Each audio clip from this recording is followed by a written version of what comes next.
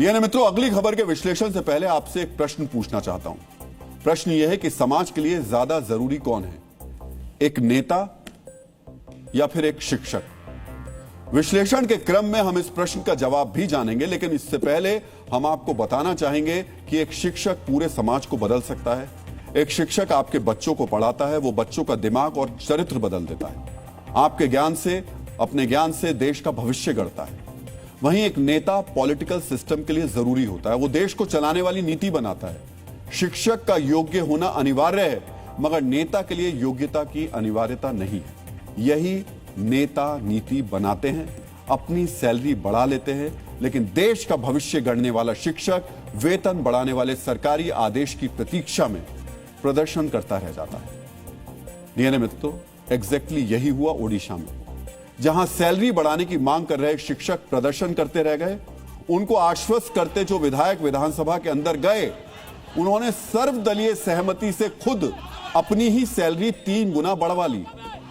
इसलिए आज हम नेताओं के इस नैतिक भ्रष्टाचार का विश्लेषण करेंगे।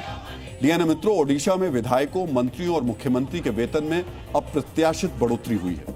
वेतन तो छोड़िए, पेंशन में भी वृद्धि कर दी गई। और सुनिए, नया नियम ऐसा बना दिया गया कि हर 5 साल में वेतन, भत्ता और पेंशन में बढ़ोतरी होगी। एक बात और, अब आगे से जब भी माननीयों की सैलरी बढ़ाने की बात होगी, तब कोई बिल लाने की जरूरत नहीं पड़ेगी, बल्कि एक अध्यादेश के जरिए ही वेतन, पेंशन बढ़ जाएगा। डीएनए मित्रों, सबसे पहले जानिए कि ओडिशा में माननीयों को अब कितने वेतन मिलेगा। एक विधायक को पहले सभी तरीके के भत्ते जोड़कर 1,11,000 रुपए मिलते थे, अब सीधे 3,45,000 रुपए मिलेंगे। इसका अर्थ यह हुआ कि एक ही झटके में माननीयों की सैलरी 3 गुना से ज्यादा बढ़ गई।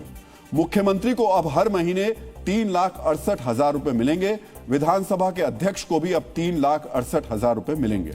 उप मुख्यमंत्री और नेता प्रतिपक्ष को 3,62,000 रुपए और मंत्री को 3,56,000 रुपए मिलेंगे। इसके अलावा पूर्व विधायकों की पेंशन बढ़कर भी 1,17,000 रुपए हो गई है। जो ये बढ़ी हुई सैलरी और पेंशन है, वो जून 2024 से लागू होगी। इसका अर्थ ये हुआ कि माननीयों को लाखों रुपए का एरियर भी मिलने वाला है, यानी पिछला पैसा भी मिलने वाला है। डीएनए मित्रों, एक विशेष जानकारी यह भी है कि ओडिशा के विधायकों को अब देश में किसी भी राज्य के विधायक से अधिक वेतन मिलेगा।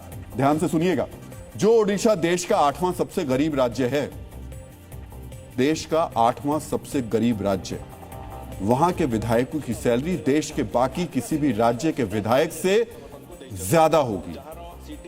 और मजे की बात सुनिए, वैसे तो हर मामले में आरोप प्रत्यारोप, एक दूसरे के सामने खड़े होने वाले, सियासत करने वाले, सियासी बयानबाजी करने वाले पक्ष और विपक्ष इस मामले पर बिल्कुल एक दूसरे के साथ है।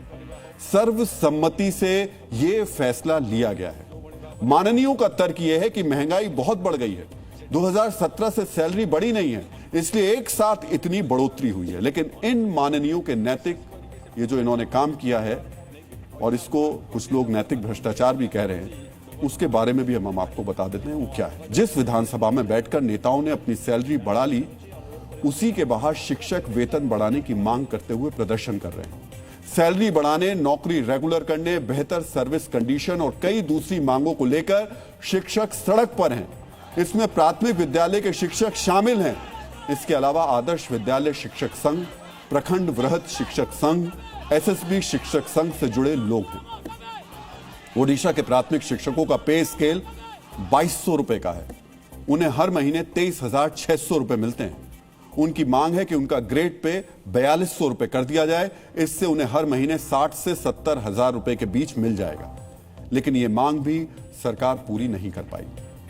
डीएनए मित्रों, हम आपको सुनाते हैं कि अपना वेतन बढ़ाकर शिक्षकों को उपेक्षा किए जाने पर प्रदर्शनकारी टीचर क्या कह रहे हैं। उन लोगों का दरमा वृद्धि हुए, हम लोग स्वागत कर रहे हैं, क्योंकि इस समय में देश के हर एक आदमी का जो पूर्व से था, अभी दरमा बढ़ना चाहिए। लेकिन जो शिक्षक का है, गवर्नमेंट एम्प्लॉय है, उनका भी दरमा बढ़ना जरूरी है। डीएनए मित्रों, आपने सुना, ये एक शिक्षक थे जिन्होंने संतुलित बातें कही। इसलिए कहते हैं कि शिक्षक समाज की नींव बनाते हैं, नेता उस नींव पर खड़े होते हैं, और जब खड़े हो जाते हैं तो वो किस तरह जड़ को भूल जाते हैं, इसका प्रत्यक्ष प्रमाण है। शिक्षकों को भूलकर अपनी सैलरी बढ़वाने वाले नेता क्या कह रहे हैं, अब उनको सुनिए जरा। भारतवर्ष में सबसे लोएस्ट सैलरी उड़ीसा के विधायक और पेंशन एक्सएमएल लोग पाते थे। जो अभी मार्केट का सिचुएशन है और जो अभी महंगाई का मार में, उसमें तो ये तो जरूरी है ना। एक विधायक ने जितना तनख्वाह लेते हैं, एक शिक्षक ने ज्यादा लेते हैं। अब इसमें जो सबसे ज्यादा ध्यान देने वाली बात है वो ये है कि पार्टी कोई भी हो, लेकिन सुर बिल्कुल सेम है, सुर बिल्कुल एक है। मित्रों, शिक्षा से जुड़े विशेषज्ञ कहते हैं कि देश में अगर सबसे अधिक किसी को सुविधा मिलनी चाहिए तो वो एक योग्य शिक्षक है, क्योंकि शिक्षक देश के भविष्य के लिए ये किसी भी 100 गुना ज्यादा, किसी से भी ज्यादा जरूरी है। एक योग्य शिक्षक अच्छे नेता, अच्छे डॉक्टर, अच्छे नागरिक, अच्छे इंसान बनाते हैं, लेकिन दुर्भाग्य है कि शिक्षकों की गिनती उपेक्षित लोगों की श्रेणी में होने लगी।